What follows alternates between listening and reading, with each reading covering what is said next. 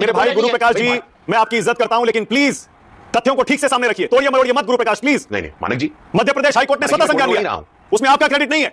स्वतः संज्ञान लिया, वही तो मैं कह रहा हूं। आपका क्रेडिट नहीं है, आपने कोई कार्रवाई नहीं की अभी तक। तो ये होता है कि विजय शाह जैसे व्यक्ति को डिफेंड करने के लिए बीजेपी के प्रवक्ता को 5-7 मिनट लग जाते हैं, और इतनी घिनौनी बात होती है, एकदम गली के लोग जिस तरह से बात करते हैं, नीचता की हदें सारी पार हो जाती है। इस तरह की बात करके भी फिर भी भारतीय जनता पार्टी के सभी प्रवक्ता, सभी नेता उनको डिफेंड कर रहे हैं। हेलो दोस्तों, वेलकम टू संवाददाता। दोस्तों, बीजेपी के मध्य प्रदेश के मंत्री द्वारा कर्नल सोफिया के बारे में बहुत ही अभद्र भाषा का इस्तेमाल किया, जिसका संज्ञान हाईकोर्ट ने लेते हुए उन पर एफआईआर दर्ज करने को कहा। हालांकि बीजेपी की तरफ से उन पर कोई कार्रवाई नहीं की है, जिसका विरोध चिरंजीव चन्नी जो कि कांग्रेस प्रवक्ता हैं और राजकुमार भाटी जो कि समाजवादी पार्टी के प्रवक्ता हैं, उन्होंने इसकी कड़ी शब्दों में निंदा करते हुए बीजेपी से मांग करी है कि उनको मंत्री पद से हटाया जाए। हालांकि इतना कुछ होने के बाद भी बीजेपी की प्रवक्ता गुरु प्रसाद उनको डिफेंड करने में लगे हैं। आगे क्या कुछ उन्होंने कहा है डिबेट में, अंत तक देखिए विस्फोटक डिबेट। तो चलिए शुरू करते हैं। चलो भाई, देखो अब मैं क्या करता हूँ। क्या कर्नल सोफिया कुरैशी आतंकियों की बहन है क्या गुरु प्रकाश? कतई नहीं, कतई नहीं। और मुझे लगता है कि कुंवर विजय शाह जो मध्य प्रदेश के मंत्री हैं, उन्होंने सफाई भी दे दी है। उन्होंने कहा है ट्वीट करके बाकायदा कि भाई वो सफाई दे दी है, वो माफी मांगते हैं। सफाई दे दी है? क्या बोला तूने? आप वाकई are you serious Guru Prakash? Seriously आप कह रहे हैं सफाई दे दी है और आप उनकी सफाई को गंभीरता से ले रहे हैं? उन्होंने माफी मांगी है, उन्होंने ट्वीट करके माफी मांगा है। लेकिन एट द सेम टाइम मानक जी, मैं आपसे यह भी पूछना चाहता हूं कि संदीप दीक्षित से यह सवाल क्यों नहीं किया गया था? यह सवाल चिरंजीव सिंह चन्नी से क्यों नहीं किया गया था? यह सवाल उन तमाम कांग्रेस के नेताओं से क्यों नहीं किया गया था जब कहा गया था कि सर्जिकल स्ट्राइक का सबूत दीजिए? कौन है ये लोग? कहां से आते हैं? गुरु प्रकाश, सबसे ये सवाल पूछे गए थे, सबसे ये सवाल पूछे गए थे, आप पूछ रहे थे, आपके साथ हमने भी पूछे थे, लेकिन आज आपकी बारी है जवाब देने की। आपसे भी पूछा जाएगा, कब हटा रहे हैं विजय शाह को, आप ये बताइए। क्या मंत्री रहने लायक है वो? मानिक जी, बिल्कुल पूरे अधिकार से पूछिए आप, पूरे अधिकार से पूछिए आप, पूरा अधिकार है आपको पूछने का। और उसी अधिकार का उपयोग करते हुए, जिसका आपने जिक्र भी किया है, मध्य प्रदेश के हाईकोर्ट ने कॉग्निजेंस लिया है और कॉग्निजेंस लेकर के कहा है कि एफआईआर होनी चाहिए। गुरु प्रकाश जी, मेरे भाई गुरु प्रकाश जी, मैं आपकी इज्जत करता हूं, लेकिन प्लीज तथ्यों को ठीक से सामने रखिए। तोड़िए मरोड़िए मत गुरु प्रकाश, प्लीज। नहीं मानक जी, मध्य प्रदेश हाईकोर्ट ने स्वतः संज्ञान लिया, उसमें आपका क्रेडिट नहीं है। स्वतः संज्ञान के लिए, वही तो मैं कह रहा हूं, आपका क्रेडिट नहीं है, आपने कोई कार्रवाई नहीं की अभी तक। मैं क्रेडिट मानक जी, मैं क्रेडिट नहीं ले रहा हूं, मैंने क्रेडिट नहीं लिया। आप उसको रिप्ले करके देखिए, मैंने कहा कॉग्निजेंस लिया है मध्य प्रदेश के हाईकोर्ट ने। आपने क्या किया, मैं यही तो पूछ रहा हूं। कर रहा था बीजेपी ने क्या किया अभी तक? मंत्री पद से नहीं हटाया, कोई कार्रवाई नहीं की। वो दिल्ली में सुप्रीम कोर्ट आके यहां पर पिटीशन फाइल कर रहे हैं। नहीं मानक जी, देखिए मैं पुनः कहता हूं कि कुंवर विजय शाह का जो बयान है, ये बहुत ही दुखद है, ये बहुत ही दुर्भाग्यपूर्ण है। और भारतीय जनता पार्टी का जो शीर्ष नेतृत्व है, वो कतई ऐसे बयान का समर्थन नहीं करता है। वो चाहे कोई भी क्यों ना हो, वो कुंवर विजय शाह हो, हमारे सांसद हो, विधायक हो, प्रदेश अध्यक्ष हो, मंत्री हो, चाहे कोई भी क्यों ना हो। गुरु प्रकाश, मेरी जानकारी के मुताबिक बीजेपी के अध्यक्ष जेपी नड्डा ने मध्य प्रदेश की अपनी बीजेपी की इकाई से रिपोर्ट मांग ली है, जहां तक मेरी जानकारी है। मैं चाहता हूं कि आप मुझे ऑफिशियली बताइए, बीजेपी क्या कार्रवाई कर रही है विजय शाह के खिलाफ? आज के अखबार में मध्य प्रदेश बीजेपी के अध्यक्ष विष्णुदत्त शर्मा जी ने स्पष्ट कहा है कि ये कुंवर विजय शाह जी का जो बयान है, ये बहुत ही दुखद है, दुर्भाग्यपूर्ण है। इसका पार्टी से कोई संबंध नहीं है, पार्टी से कोई लेना देना नहीं है। और निश्चित रूप से पार्टी की जो जांच समिति होती है, पार्टी की इंक्वायरी समिति होती है, आपको पता चल जाएगा, एक्शन भी लिया जाएगा। मानक जी देखिए, मैं आपको पुनः बोलता हूं, पूरे इतना काफी है गुरु प्रकाश, इतना काफी है, इतना काफी है। नहीं, देखिए आप बीजेपी के प्रवक्ता है रूलिंग पार्टी के, आपने जब कहा एक्शन लिया जाएगा, अनुशासन समिति अपना काम कर रही है, मैं इसे गंभीरता से लेता हूं। समझ रहे हो आप? समझ रहे हो? ठीक है, ओके। सापरा जी, गुरु प्रकाश कह रहे हैं किस मुंह से आप मांग रहे हैं विजय शाह का इस्तीफा, जब आपके नेता भी यही करते हैं? अभी मजा आएगा ना भिड़ो। देखिए मानक जी, दुख तो ये होता है कि विजय शाह जैसे व्यक्ति को डिफेंड करने के लिए बीजेपी के प्रवक्ता को 5-7 मिनट लग जाते हैं, और इतनी घिनौनी बात होती है, एकदम गली के लोग जिस तरह से बात करते हैं, नीचता की हदें सारी पार हो जाती है। इस तरह की बात करके भी फिर भी भारतीय जनता पार्टी के सभी प्रवक्ता, सभी नेता उनको डिफेंड कर रहे, इतना ही कह रहे हैं कि हाँ उनके ऊपर कार्रवाई हो सकती है। अरे कितने दिन लगेंगे कार्रवाई होने में? या फिर आप रिपोर्टें ही मंगाते, और हाईकोर्ट ने आज क्या कह दिया? हाईकोर्ट ने यही कहा ना कि आपने एफआईआर भी अगर दर्ज की है तो वो भी नरम धाराएं उसमें लगाई हैं, यानी सैया भय कोतवाल तब डर काहे का। क्या बात है। तो ये इंडिकेशन है ना कि वहां की पुलिस और वहां का प्रशासन जो है और वहां की जो सत्ता है वो कार्रवाई नहीं करना चाहती है। तो ये ऐसे व्यक्ति को बचाने जा रहे हैं जो हमारी एक महिला सेनानी के ऊपर इस तरह का गंदा वक्तव्य करे, उसको बचाना चाह रहे हैं और उसके लिए इतनी लड़ाई लड़ रहे हैं और उसके लिए इतनी रिपोर्टें मंगाई जा रही है। मैं इनको याद दिलाना चाहूंगा कि जब मुंबई में 26/11 हुआ था तब विलासराव देशमुख जी पर एक्शन हुआ था कि नहीं हुआ था? उनको राजीनामा देना पड़ा था या नहीं देना पड़ा था? आर पाटिल को क्यों राजीनामा देना पड़ा था? इसीलिए ना, क्योंकि आर पाटिल ने यह कह दिया था कि ऐसी घटनाएं होती रहती हैं, क्योंकि विलासराव जी के साथ में उनका वो फिल्मी पुत्र चला गया था। तो ये मॉरल रिस्पॉन्सिबिलिटी भी होती है। भारतीय जनता पार्टी की मॉरल रिस्पॉन्सिबिलिटी, नैतिकता जो है वो खत्म हो चुकी है। क्या बात है सर, क्या बात है सर, क्या बात, ये बात है। आप लोग इतने सत्ता के नशे में चूर हैं कि आप कुछ भी कह सकते हैं, किसी को भी कह सकते हैं और फिर कहते हैं कि हम सेनानियों का सम्मान करते हैं। ये सम्मान है? आपने ये जहर जो है, ये जातिवाद का जहर, ये जो अफीम चटाई है ना जातिवाद की, ये इतने नीचे तक चटा दी है कि लोगों के खून के अंदर वो नहीं, आप जातिवाद गलत कह गए सापरा जी, से जुड़े हुए सापरा जी जातिवाद गलत कह गए, सांप्रदायिकता कहना चाह रहे होंगे आप जातिवाद गलत कह गए सापरा जी।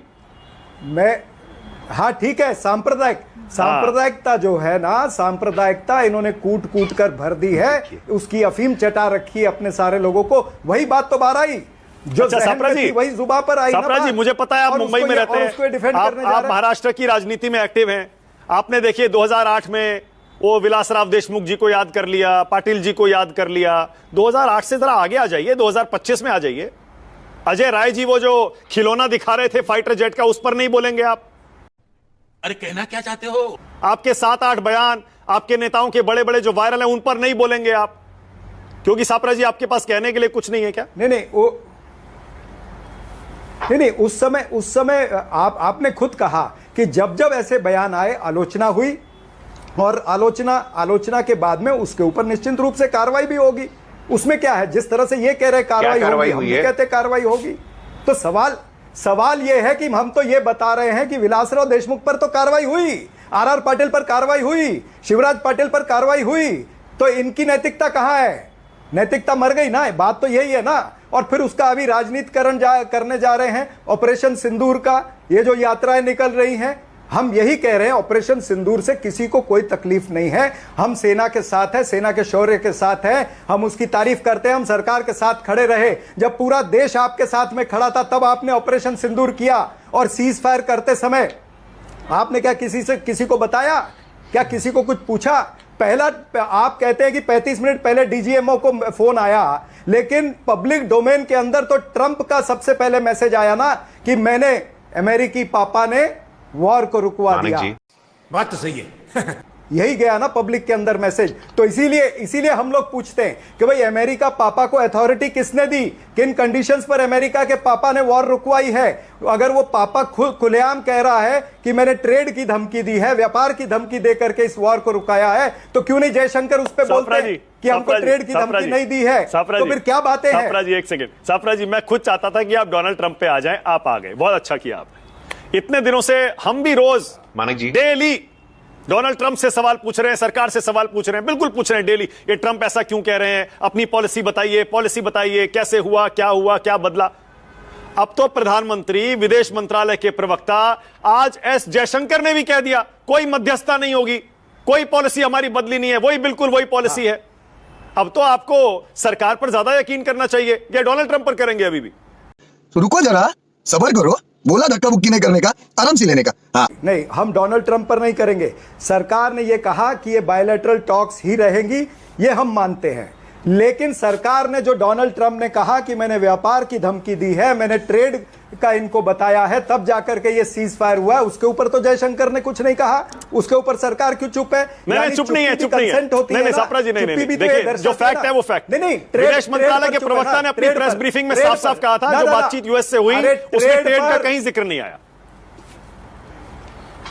नहीं, तो ट्रंप खुलेआम कह रहा, तो आप कह दीजिए ट्रंप झूठा है ट्रंप, कह दीजिए ना, क्यों नहीं कहते? फिर सीधे सीधे दो टूक बात क्यों नहीं करते हैं? घुमा घुमा के जलेबियां क्यों तल रहे हैं, रायता क्यों फैला रहे हैं? बात तो यही है ना, आप कहीं ना कहीं देश को रायता फैलाकर जलेबियां तलकर कंफ्यूज रखना चाहते हो और साथ साथ में इसका राजनीतिकरण ऑपरेशन। ओके, गुरु प्रकाश छोटा सा जवाब, फिर आगे जा रहा हूं। हासिम बकार उसके बाद आ रहा हूं, उसके बाद हम नहीं होने देंगे। गुरु प्रकाश बोलिए। मानक जी, नहीं मानक जी, देखिए सबसे पहले तो मैं सापरा जी से इस प्रकार के भाषा की अपेक्षा नहीं रखता हूं। सापरा जी एक बहुत ही वरिष्ठ व्यक्ति और मैं उनका बहुत सम्मान करता हूं। जिस प्रकार से पिछले 3 दिनों से, और मैं यहां स्ट्रांग ऑब्जेक्शन दर्ज कराना चाहता हूं मानक जी आपके शो पे, क्योंकि आपका शो पूरा देश देखता है। ये किस प्रकार की भाषा है? अमेरिका पापा, अमेरिका पापा। मानक जी, मैं आपको इतिहास से 10 ऐसे उदाहरण दे सकता हूं। 1962 में नेहरू जी ने चिट्ठी लिखा था जॉन एफ कैनेडी को, ये कहते हुए कि आप हस्तक्षेप करिए। देखिए, जहां भी भारत की सुरक्षा और सम्मान की बात होती है, संप्रभुता की बात होती है, इस प्रकार के शब्दों का उपयोग नहीं होना चाहिए।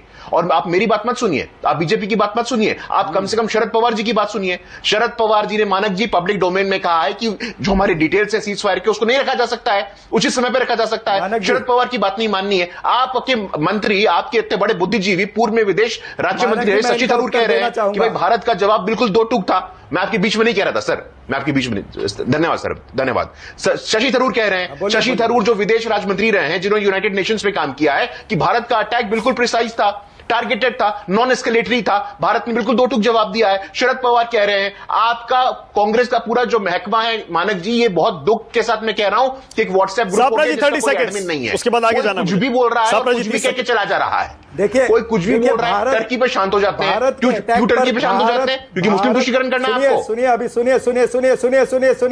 सुनिए, भारत के अटैक पर किसी ने प्रश्न चिन्ह नहीं उठाया है। जिन बुद्धिजीवियों का आपने नाम लिया है उनके ऊपर हम प्रश्न चिन्ह नहीं उठा रहे। हम तो भाई अपने सवाल तो पूछेंगे ना कि ये पहलगाम का अटैक हुआ ही क्यों, क्यों वहां पर सुरक्षा में चूक हुई, क्यों इंटेलिजेंस फेलियर हुआ, वो जवाबदारी किसकी है? या फिर ये जो ऑपरेशन सिंदूर को आप आज राजनीतिकरण करना चाह रहे हैं या निजीकरण करना चाह रहे हैं, तो इसके ऊपर तो सवाल पूछे जाएंगे ना। क्या बात है सर, क्या बात है सर, क्या बात, ये बात है। पाटिल जी, ये सेना का अपमान कौन कर रहा है इस देश में? भारतीय जनता पार्टी।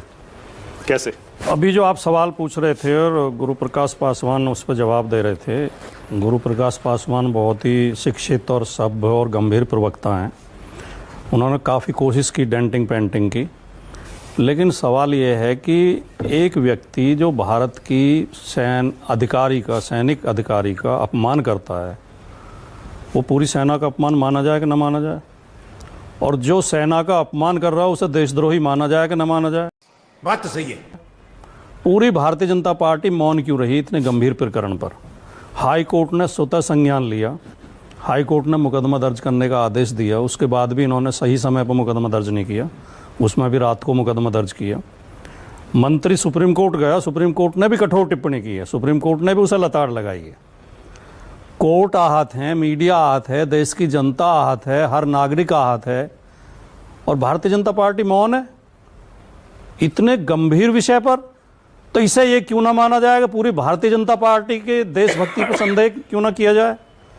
और रहा है हमेशा, मैं तो आपके शो में भी कई बार बोल के गया हूं कि आरएसएस और भारतीय जनता पार्टी का राष्ट्रवाद और देशभक्ति फर्जी हैं। यही नहीं, अभी और सुनिए, दिल से राष्ट्रवादी नहीं है ये, दिल से देशभक्त नहीं है। अगर ये दिल से देशभक्त होते तो एक सेना की अधिकारी के, महिला अधिकारी के अपमान पे इनका खून खोलता और ये उस मंत्री को निकाल के बाहर करते और अब तक वो मंत्री जेल में होता। और वो आदतन अपराधी है। वो जैसे इनके दिल्ली में भी एक नेता है जो जिसने संसद के अंदर भी बदतमीजी की थी, फिर चुनाव में भी बदतमीजी की, फिर बार बार करता है। इसी तरह ये भी आदतन अपराधी है। ये मध्य प्रदेश के मुख्यमंत्री की पत्नी के लिए अब शब्दों का प्रयोग कर चुका है और उस मामले में मंत्री पद से हटाया गया था, फिर वापस रख लिया। फिर ये एक वो जो फिल्मी कलाकार है उसके बारे में घटिया टिप्पणी कर चुका है। लगातार 7 बार के एमएलए हैं भाटी जी। वो एक अलग, ये देश बार जीतते हैं, बार ये देश का दुर्भाग्य है, हमारे लोकतंत्र का दुर्भाग्य है कि ऐसे घटिया लोग पता नहीं किस कारण से चुनाव जीत के आ जाते हैं, क्या खराब संसाधनों का प्रयोग करते होंगे। अच्छा, वो अजय राय ने जो किया वो सही था क्या? वो जो एक खिलौना दिखा रहे थे फाइटर जेट का, इस अपराध के सामने वो मामूली सी, जैसे समझो मर्डर के सामने एक तमाचे वाला खड़ा हो, गलत वो भी था। हाँ। खुलेआम कहना चाहूं, गलत वो भी था। राफेल को खिलौने की तरह दिखाकर मजाक उड़ाना बिल्कुल गलत ठीक था। और अभी आप एक सवाल आसिम वकार जी से पूछ रहे थे। देखिए, जब तक सेना एक्शन में थी हाँ। जब तक सेना ऑपरेशन कर रही थी, सेना कार्रवाई कर रही थी, पूरा देश सेना के पीछे खड़ा था। अब जब संघर्ष विराम हो गया है तो सरकार के राजनीतिक निर्णयों की आलोचना करी जाएगी और करनी चाहिए। खत्म, बाय बाय, टाटा, गुड बाय, गया।